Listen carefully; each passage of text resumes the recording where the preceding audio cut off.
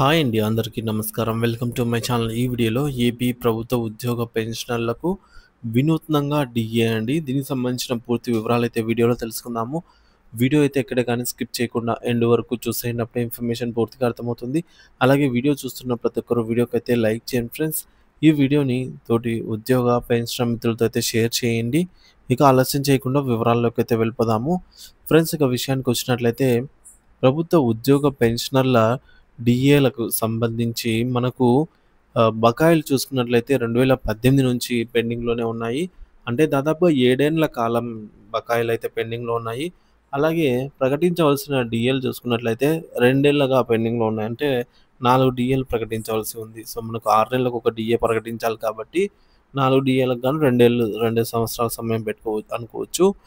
మరి ఇంత మొత్తంలో డీఏలు ప్రకటించాల్సిన డీఏలు పెండింగ్‌లో ఉంటే, అలాగే చెల్లించాల్సిన అరియర్ అమౌంట్ కూడా ప్రభుత్వం ఇంతవరకు దృష్టి సారించని ఈ నేపథ్యంలో సగటు పెన్షనర్ ఉద్యోగ పెన్షనర్ తన యొక్క ఆవేదనను ఈ విధంగా పాట రూపంలో అయితే మనకు అందించడం జరిగింది. సో, ఒకసారి అయితే ఈ వీడియో అయితే చూసేయండి ఫ్రెండ్స్. ఓ డిఏ డిఏ మా డిఏ డిఏ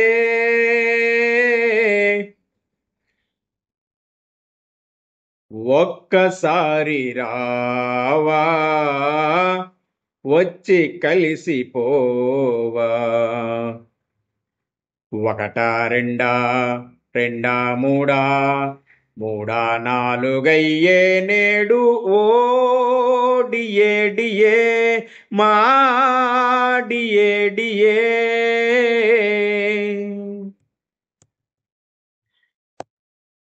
నిప్పులాంటి మనిషి ముఖ్యమంత్రి అయ్యారు.